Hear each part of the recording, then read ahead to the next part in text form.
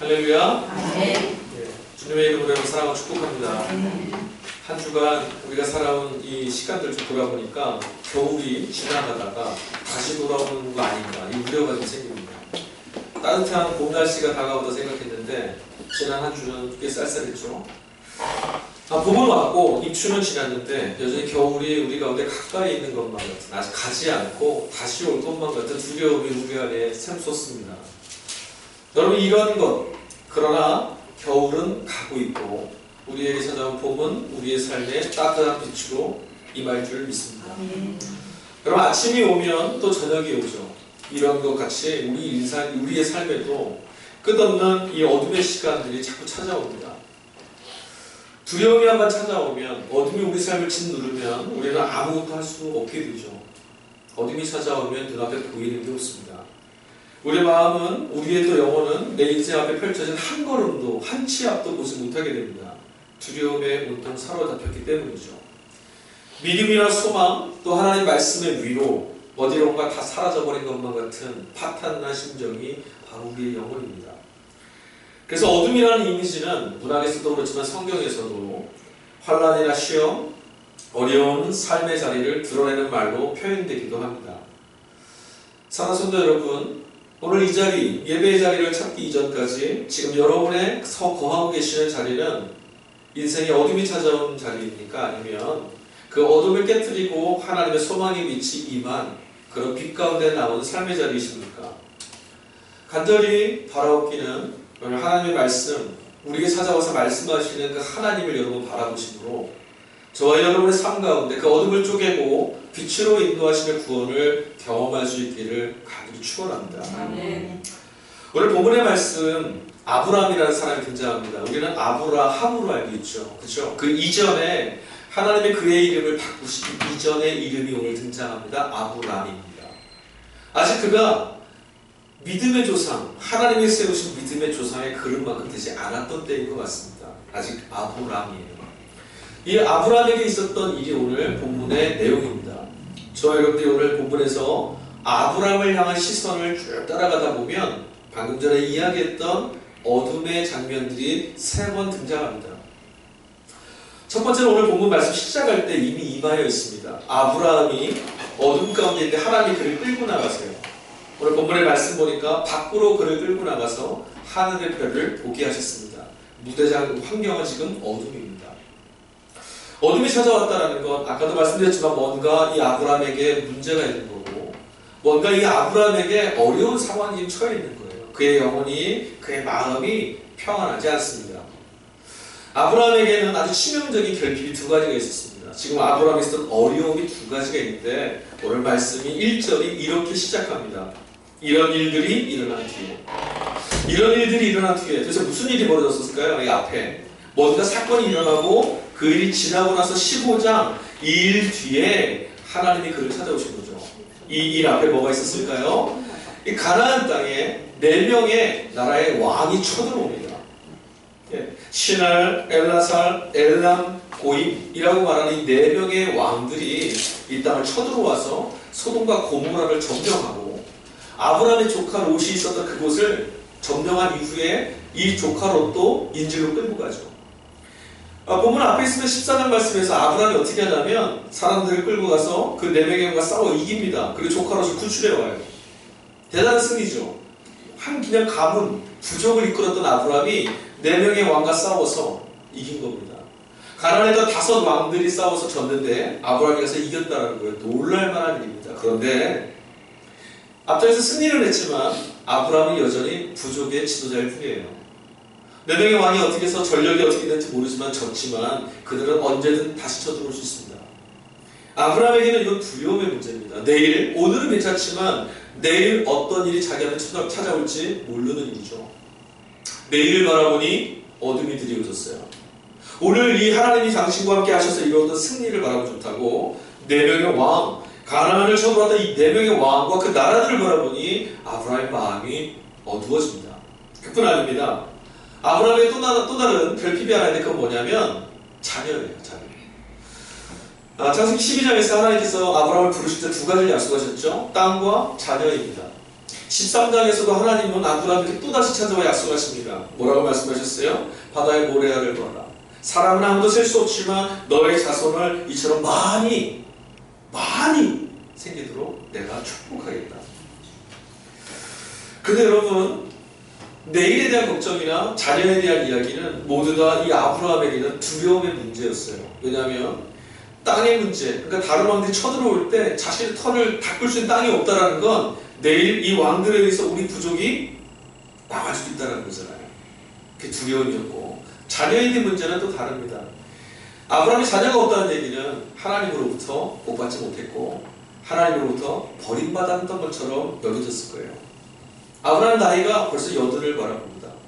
근데 지금 자녀가 없어요.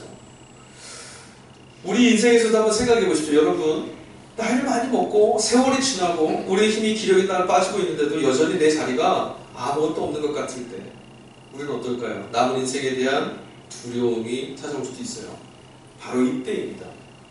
이런 일들이 있은 이후에 하나님이 아브라함을 찾아오셨어요. 그래서 하나님 오늘 이 아브라함에게 대뜸 이렇게 말씀하십니다. 두려워하지 말아라. 내가 너의 방패고 너의 큰 상급이다. 하나님께서 이렇게 말씀하셨습니다. 저희는 지금 바로 이 말씀을 같이 읽자마자 아멘이라고 했어요. 그런데 아브라함은 하나님이 찾아와 주신 이 말씀에 별로 반응이 없어요. 본문을 읽어보십시오. 그 말씀에 하나님 감사합니다. 하나님 그렇죠. 맞습니다. 할렐루야. 이런 건 안 나와요. 시큰둥합니다. 하나님 찾아서 이렇게 말씀하시는데도 여전히 아브라함의 마음이 뭔가 편하지가 않아요. 그도 그럴듯합니다. 왜냐하면 아까도 말씀드렸지만 이미 하나님은 아브라함에게 이런 약속을 다 하셨어요. 이미 이전에 그를 부르실 때도 그랬고 가나안 땅에 들어와서도 그랬고 하나님은 아브라함을 찾아서 계속 이 약속을 하셨거든요. 아브라함 입장에서 보면 하나님은 말씀만 하시고 약속을 하셨지만 여전히 그 약속은 성취되지 않았어요. 근데 오늘 또 하나님 찾아와서 뭘 하시냐면 똑같은 약속을 다시 확인하시는 거예요. 내가 너의 상대이다. 그러니 아브라함이 마음이 하나님 앞에 서 있으니 대들지 못하지만 하나님 그렇습니다. 기쁨으로 동의하지 못한 거예요. 속으로는 뭔가 불만이 있습니다. 또 그러시는군요. 또 그러세요. 우리도 하나님을 믿을 때 우리 마음속에 이런 것들이 있어요. 하나님 약속만 하지 마시고 어음이라도 하나 끊어주세요. 말씀으로만 얘기하지 마시고 좀 뭘 좀 주세요. 그게 우리 자리죠. 근데 아브라함에게 하나님을 찾아오셔서 똑같이 또 말씀하세요. 그러니 어쩌면 우리랑 똑같은 마음이었을 거예요. 마음은 뚱하고 하나님 또 이렇게 하고 가시려는구나. 아브라함이 오늘 하나님의 말씀 이렇게 하실 때 어떤 마음이었냐면 하나님이 이전에 오셔서 하셨던 그 모든 약속의 말씀이 이행되지 않는 것 같은 조바심이 막 나니까 행동했던 것이 하나 있습니다. 오늘 말씀 2절을 한번 볼까요? 아브라함이 이르되 주 여호와여 무엇을 내게 주시려나이까? 나는 자식이 없사오니 나의 상속자는 이 다메섹 사람 엘리에셀입니다. 하나님은 아브라함에게 자녀를 주시겠다고 말씀하셨는데 그것도 그냥 주시는 게 아니라 거의 똥 수준의 어마어마하게 많은 엄청난 상상을 할 수 없을 만큼의 자녀를 주신다고 약속했어요. 한 명이라도 좀 좋은 거 말씀하시면 되는데 그랬더니 아브라함이 믿어지지 않니 이루어지지 않니 무엇을 결심했냐면 하나님 말씀은 기분 좋게 들었고요. 그냥 내게 있는 종이었던 엘리에셀을 상속자 자녀로 삼겠습니다. 아브라함은 지금 하나님의 뜻과 다른 자신의 생각을 자신의 운명과 삶으로 정했습니다. 왜요? 하나님 말씀이 이루어질 것에 대한 기대감을 다 잃어버렸거든요. 하나님은 말씀하셨고 여전히 찾아와서 아브라함을 노크하시고 그의 심령 안에 말씀하고 계시지만 아브라함은 이미 귀를 닫았습니다. 아니요, 됐고요. 저는 그냥 엘리에셀을 내 자녀로 삼겠습니다. 하나님의 뜻, 아브라함을 통해서 자녀를 정말 번성하게 하고 인류를 하나님의 구원을 이루겠다는 계획을 세우셨는데 아브라함은 하나님의 계획과 좀 다른 방향을 정했습니다. 하나님의 뜻에서 벗어나려는 아브라함을 우리가 관찰자 입장에 성경 말씀을 보면 조바심이 납니다. 너 저 사람 저러면 안 되는데 하나님이 그에게 말씀하시면 좀 믿어야 되는데 왜 믿지 못해서 기다리지 못할까? 그거 아니야 아브라함 얘기해주고 싶어요. 그런데 따지고 보면 우리들의 현실의 삶에서도 우리는 아브라함과 똑같은 결정을 내리고 갑니다. 하나님이 저와 여러분에게 주시는 말씀과 약속이 아무리 따뜻하고 소망이 되고 기대감이 있어도 현실 안에 그 기대가 소망이 열매 맺지 못하는 것 같은 조바심이 불안함이 일어날 때 우리는 하나님의 말씀과 뜻과 상관없이 내 수준의 상황을 결정하고 말죠. 여러분, 기독교 신앙의 핵심은 뭡니까? 아무리 뭐라고 말하고 아무리 다르게 말해도 여전히 우리 기독교 신앙의 핵심은 믿음입니다. 하나님의 약속의 말씀을 믿는 것, 이것이 신앙의 핵심입니다. 우리에게 찾아와서 우리 약속하신 하나님을 신뢰하는 것, 이게 우리 신앙의 모든 것입니다. 여러분, 그런데 제가 지금 말씀 하나 드릴까요? 이 신앙의 여정, 주님을 믿고 따르고 약속하시는 하나님, 말씀하시는 하나님을 바라보지 못하게 만드는 이 여정을 방해하고 있는 가장 큰 방해자가 누굴까요? 여러분에게 방해자는 누구였습니까? 바로 나 자신입니다. 하나님의 약속이 성취되는 것을 방해하는 사람이 바로 나예요. 하나님의 약속이 이루어지는 것들을 멈추게 하고 하나님 뜻과 상관없는 뜻을 세워놓습니다. 조바심은 우리를 그렇게 만듭니다. 우리가 하나님을 믿는다고 말하면서도 정작 자신을 더 믿는 이유는 성경은 타락한 본성 때문이라고 말해요. 하나님이 말씀하셨는데도 여전히 믿어지지가 않습니다. 그게 단지 확신이 없어서인 줄 알았어요. 증거가 없어서인 줄 알았어요. 그런데 성경은 우리에게 그것이 하나님과의 관계가 깨진 우리의 본성 때문이라고 말합니다. 여러분, 사랑 참 좋죠? 사랑하면 어떻게 됩니까? 행복해지죠. 사랑하면 상대방의 모든 말들이 내게 진실로 들립니다. 상대방이 말하는 모든 것들이 내게는 사실입니다. 이미 기정사실이고 그가 말하는 것, 그가 바라보는 것, 그가 이야기하는 것을 나도 따르며 살게 됩니다. 세상이 다 아니라고 해도 내가 사랑하는 이가 말한다면 그건 김거입니다. 세상이 다 그건 가치 없어 말해도 내가 사랑하는 이가 아니야 말하면 그래 맞아 가치 있어 말할 수 있어요. 세상은 다 끝났다고 말해도 내가 사랑하는 그 이가 나와 함께 한다라고 하면 우리 끝난 거 아니죠. 죽음과도 같은 두려움이 펼쳐져 있을 때 사랑은 그 앞을 향해 달려갈 수 있는 힘을 줍니다. 여러분, 가끔가다 사고가 날 때 그 뜻밖의 사고들, 물에 사람이 빠졌거나 집에 불이 났거나 이런 상황에서 아무도 뛰어들지 못할 때 뛰어드는 사람이 있습니다. 누굴까요? 그 안에 환난과 어려움 속에 갇혀있는 자녀를 구하러 뛰어드는 부모예요. 왜요? 사랑이 있기 때문에 그래요. 다 아니라고 말하지만 뛰어들 수 있어요. 끝났습니다. 들어가면 죽어요. 다 죽어요. 살 수 없어요. 가도 허사해요. 해도 사랑하면 가게 되죠. 여러분, 우리도 하나님과 이런 관계였어요. 성경을 딱 열어보면 창세기 1장이 시작하면서 우리에게 이야기해 주는 것은 우리는 원래 이런 관계, 하나님과 사랑의 관계였다라고 이야기합니다. 여러분, 세상은 우리에게 뭐라고 말하냐면 너는 이것이었고 너는 이것을 갖고 있지 못하고 너는 이 정도밖에 안 되니까 안 돼. 그럼 이거 좀 채워봐. 이것도 가져봐. 저기까지 좀 가봐. 왜 그것밖에 못했어? 우리 이렇게 말하죠. 근데 성경을 딱 펴면 성경은 다른 이야기부터 시작해요. 너는 하나님의 자녀야. 너 괜찮아. 하나님이 널 보고 기뻐하셨어. 그리고 에덴으로 이끄신 하나님 어떻게 했어요? 풍성한 하나님의 사랑을 누리며 살게 하셨어요. 그때 사람들은, 아담과 하와는 하나님의 말씀을 들을 때마다 기분이 좋았어요. 하나님 말씀하시는 것이 그들에게 실제였고 하나님이 그들에게 주시는 게 정말이었어요. 그런데 죄가 들어와서 하나님과의 사이가 깨졌죠. 하나님 말씀하시는 것이 들리지 않습니다. 하나님 말씀하시는 게 믿어지지 않아요. 하나님은 이것을 따먹으면 정녕 죽을 거라고 말씀하셨는데 이미 그들 사이가 벌어지고 나니 하나님 말씀을 듣지 않고 사단이 말한 대로 죽지 않을 거야. 사랑하는 연인 사이에 틈이 벌어집니다. 틈이 벌어지면 그의 말이, 그녀의 말이 믿어지지 않아요. 부모와 자녀 간의 관계가 틀어지고 나면 아버지가 어머니가 사랑으로 하는 말도 귀찮아집니다. 자녀가 하는 말도 믿어지지가 않아요. 사랑이 깨어져 버리면 믿어지지 않는 거죠. 우리 사이에도 하나님과 우리 사이에 뭔가 비집고 들어왔어요.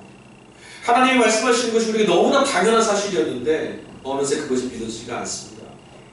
여러분, 돌아보십시오. 우리가 지나온 시간들 하나님 없는 세상에서 여러분이 갖고 있는 생각, 가치관, 신념, 내일에 대한 여러분의 확신 다 무엇이었습니까? 하나님이 말씀하시는 것 아님, 그렇게 될 수가 없어. 그럴 리가 없어. 너는 망할 거야. 이런 세상의 말들이 우리에게 분명한 사실처럼 믿어지고 있지 않습니까? 하나님의 말씀도 그렇게 하시던가요? 아니요. 성경을 펴서 여러분 찾아보십시오. 그런 말씀은 있지 않습니다.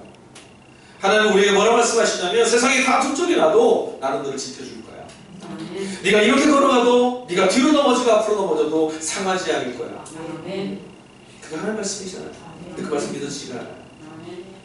여러분 오늘 아침에 교회 오시기 전에 뭐 차를 타고 오실 수도 있고 버스를 타거나 지하철을 가실 수도 있고 여러분 오늘 예배를 이렇게 오시면서 걸어오시면서 야 너무 무서워 교회까지 어떻게 가지? 걱정하셨나요? 길을 지나가다 하늘이 무너져서 쏟아지면 어떡하지? 전봇대가 떨어지면 어떡하지? 저 버스 운전하는 기사가 정신이 나가고 벽에다 들이받으면 어떡하지? 여러분 염려하셨나요? 안 하셨잖아요. 근데 우리는 정말 잘 믿는 게 있어요. 내일 하나님이 계시지 않을 것에 대한 믿음이 너무 강해요. 하나님을 믿으라는 성경의 말씀이 잘 안 들리죠. 예, 우리는 끊임없이 증거를 요구합니다. 아브라함도 오늘 그랬어요. 하나님, 그 일이 일어날 증거가 어디 있습니까? 우리 끊임없이 하나님께 질문합니다. 증거를 좀 보여주십시오. 그런데 반대로 하나님이 계시지 않을 내일에 대해서는 가르쳐주지 않아도 증거를 주지 않아도 너무나 확실하게 믿고 있습니다. 정말 하나님이 우리의 내일을 버리실까요? 정말 우리의 내일이 성경에 약속된 그 일들이 이루어지지 않고 버림받은 사람처럼 운명 속에 벌어진 사람처럼 살게 될까요? 여러분 무엇을 근거로 이렇게 확신하십니까? 하나님 오늘 아브라함에게 찾아와서 말씀하십니다. 네가 갖고 있는 생각들 그거 다른 말을 내가 좀 해줄게. 네 안에 주었던 약속을 잊어버렸구나. 다시 말해줄게. 저는 본문의 말씀을 읽으면서 하나님 참 자비로우시구나 생각이 돼요. 아브라함이 끊임없이 안 믿거든요. 그래서 지 마음대로 막 결제를 내립니다. 하나님과 상관없어요. 불안해서요. 하나님이 제가 하나님이었으면 관둬라 이럴 것 같아요. 그렇게 못 믿냐? 그만둬. 근데 하나님은 아브라함에게 찾아오셔서 너무 친절하십니다. 여러분 절대적인 신뢰, 모든 두려움을 물리치는 것은 성경은 사랑 안에 있다고 말합니다. 어떤 사랑이요? 하나님을 사랑하는 거예요. 그 사랑의 관계 안에서 사는 것이 너무나 익숙했던 우리인데 이제 하나님과의 사랑이 깨져버리니 하나님 말씀이 우리를 채우는 힘이 되지 않습니다. 위로도 되지 않고 어둠이 가져다주는 절망의 내일을 믿으며 그냥 살게 됐어요. 여러분 아까 이것이 우리의 타락한 본성 때문이라고 했습니다. 근데 이 타락한 본성이 계속 우리 안에 자꾸 드러나지 않습니까? 이 지긋지긋한 뿌리 깊은 본성을 우리는 어떻게 해야 이겨낼 수 있을까요?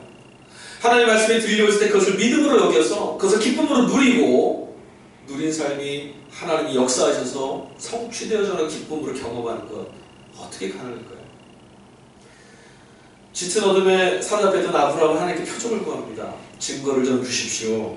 증거가 필요합니다. 믿음을 잃어버렸을 때 하나님의 뜨거운 사랑을 경험하고 붙들고 있던 그런 관계가 깨졌을 때 우리의 마음도 이렇게 조바심에 휩싸입니다.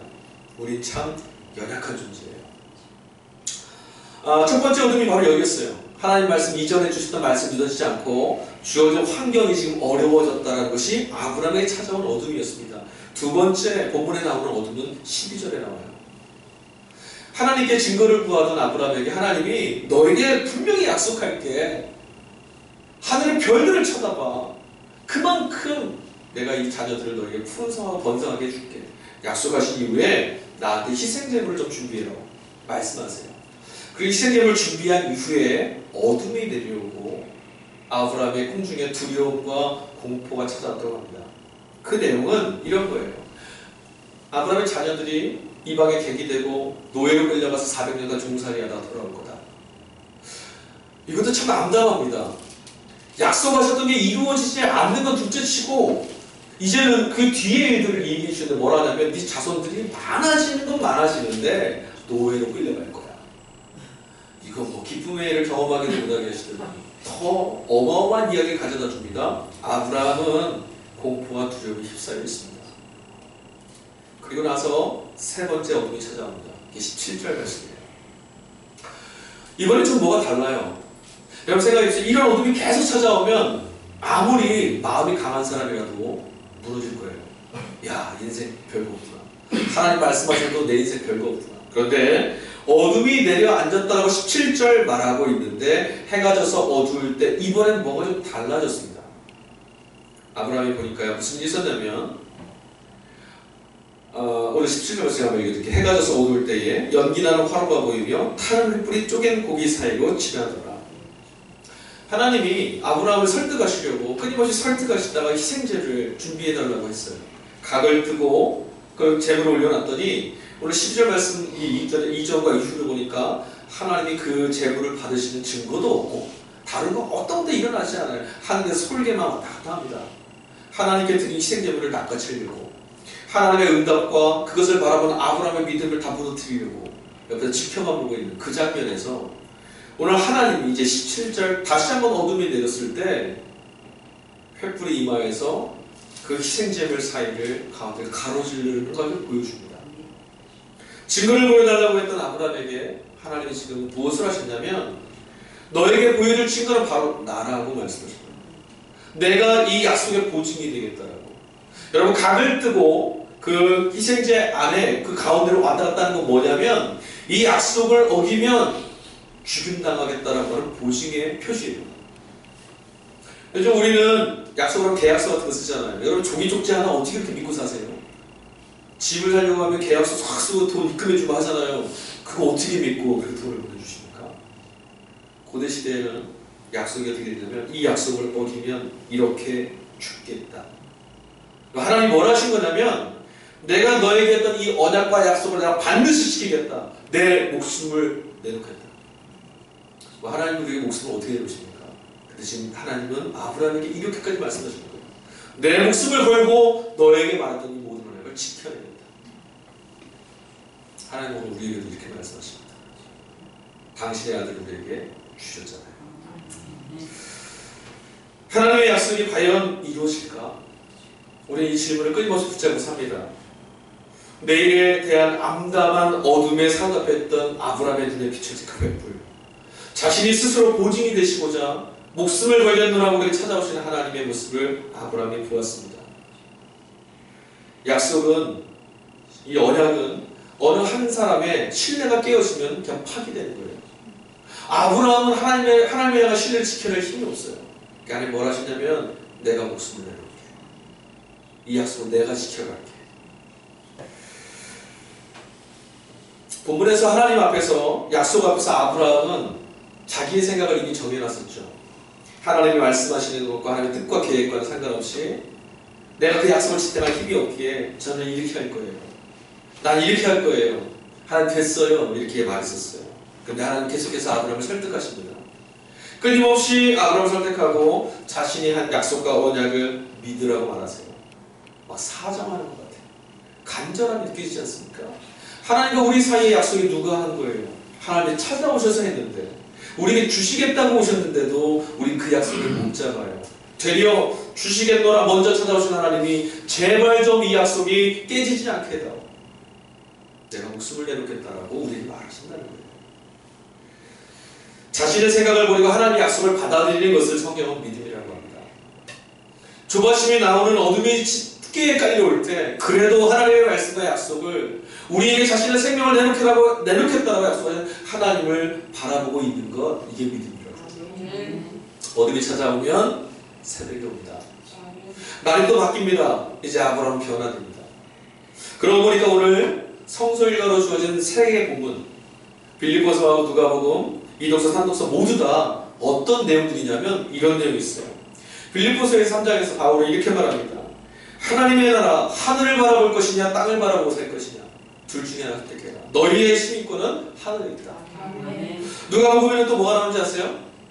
예수님께서 하늘을 바라보며 자신에게 주어진 인생의 삶을 걸어가신 내용이 나와요. 누가복음의 본문은 이렇습니다. 헤롯이 예수님을 잡아 죽이려고 합니다. 그 소식이 예수님께 들려졌어요. 어떤 사람이 찾아와 예수님께 말합니다. 헤롯이 당신을 죽이려고 합니다. 여러분, 이 두려움의 땅, 헤롯이라고 하는 절대 권력이 지배하고 있는 땅에서 그 권력자가 우리에게 말합니다. 널 죽이겠다. 서슬퍼런 권세 앞에서 예수님이 어떻게 하셨습니까?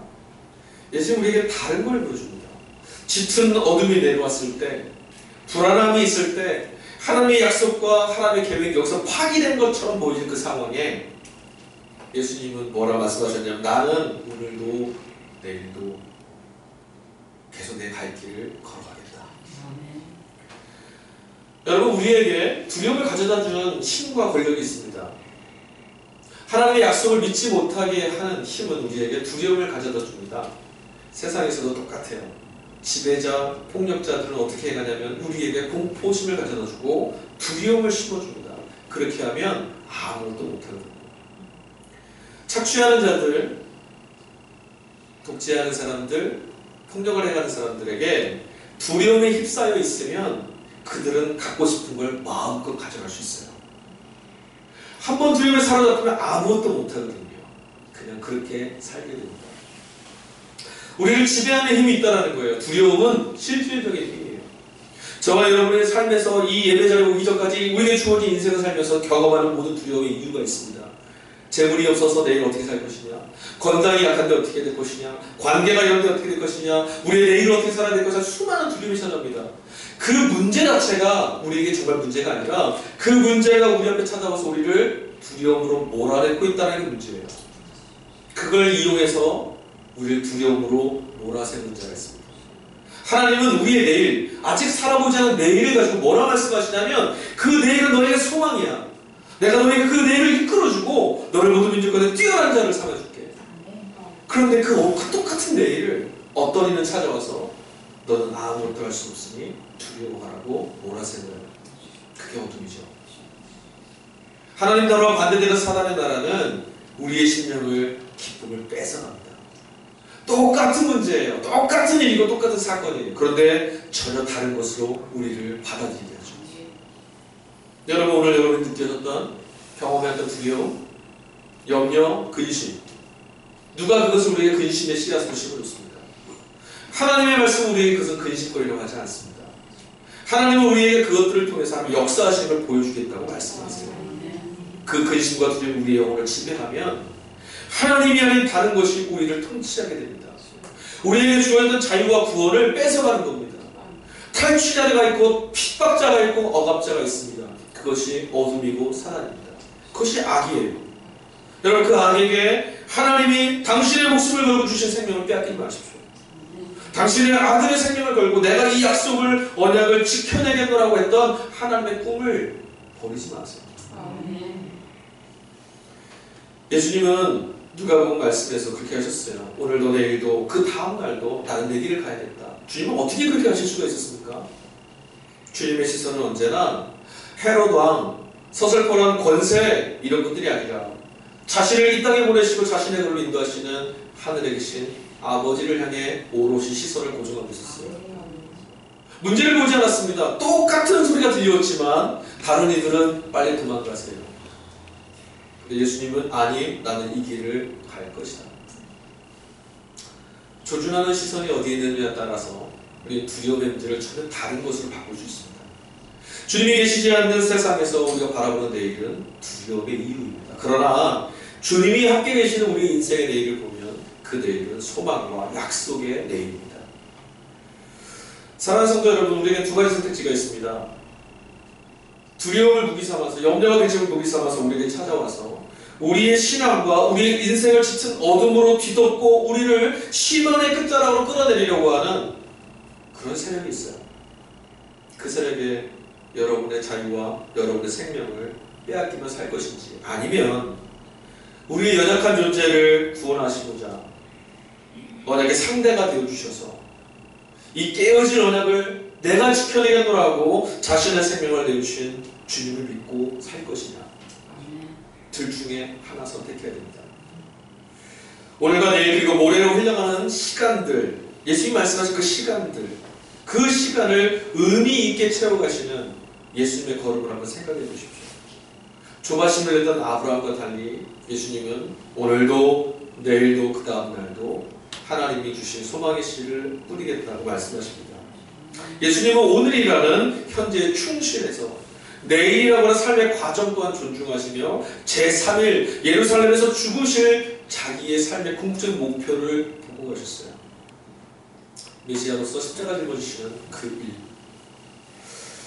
여러분 얼마나 주님을 믿어야 될지, 어떻게 믿어야 될지 불안하십니까?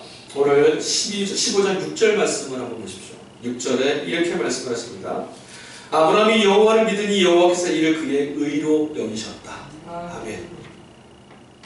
아브라함이 하나님을 믿었으니 그것을 의로 여기셨대요. 여러분 이 본문에서 아브라함이 있는 믿음은 우리랑 똑같습니다. 여전히 하나님의 말씀이 확신으로 자기 인생 가운데 선명하지 않습니다. 계속 흔들리죠. 정말이에요? 정말로 그럴까요? 지금은 아멘 했지만 돌아서니 또 무서워요. 이게 아브라함이었어요. 그런 믿음인데, 흔들리는 터 위에 세워진 흔들린 믿음인데 하나님 지금 뭘 하셨습니까? 그것을 의로 여겨주셨다. 여러분 우리 믿음의 수준이 얼마이냐? 아니 그게 중요치 않습니다. 쓰러져도 괜찮습니다. 넘어져도 괜찮습니다. 그러나 우리에게 언약의 말씀을 이행하시고 찾아오신 그 주님을 향해 다시 우리의 고개를 돌리는 겁니다. 하나님은 우리의 그런 연약한 믿음도 의로움으로 여겨주시다. 그게 은혜입니다. 우리 어느 수준이 되는 것이 아니라 그래도 이 어둠 가운데 하나님의 은혜를 강금 서 있겠습니다. 근데 하나님은 네가 의롭다. 우리는 지금 사순절 지내고 있습니다. 사순절 두 번째 주일인데 부활절이 오기 전까지 우리는 이 사순절을 점점 깊은 어둠을 향해 가게 됩니다. 예수님이 점점 죽음을 향해 갔거든요. 이 어둠이 짙어지고 있는 그 걸음 가운데 어쩌면 우리 삶에도 똑같이 어둠이 깊어질지도 모르겠습니다. 그러나 여러분 어둡고 속된 것들, 하나님의 약속을 빼앗고 이 헤롯의 땅에서는 꿈을 꿀 수 없다고 말하는 권세 앞에서 여러분 주눅들지 마시고 우리의 걸음을 목숨을 걸고 지켜나가시는 언약의 하나님, 언약의 주님을 바라보십시오. 그리고 이 사순절 기간 어둠과 싸워 승리하신 주님처럼 어둠은 반드시 빛 가운데 몰아져 나감을 경험하실 수 있는 결연한 승리의 날들 되실 수 있기를 주의 이름으로 간절히 기도하겠습니다.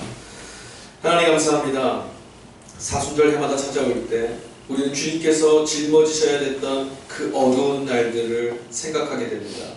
그러다 보니 오늘 우리에게 처해져 있는 삶도 너무나 무겁습니다. 그러나 주님의 그 길 뒤에 부활이 있음을 기억하게 해주십시오. 하나님께서 반드시 이행하시는 그 언약의 성취가 우리에게도 있음을 기억하게 해주십시오. 우리 안에 소망을 빼앗아버리고 우리 안에 하나님의 가능성들을 빼앗는 어둠과 권세와 권력 앞에 하나님의 역사가 이곳에 있다라고 증거하시는 예수 그리스도의 말씀을 따라가게 하여 주시옵소서. 오늘도 우리 가운데 생명의 말씀으로 찾아오시는 거룩하신 주님 예수 그리스도의 이름으로 기도하겠습니다. 아멘. 찬송가 317장 1절과 5절 같이 찬양하시면서 준비하시는 헌금 하나님 앞에 봉헌하겠습니다.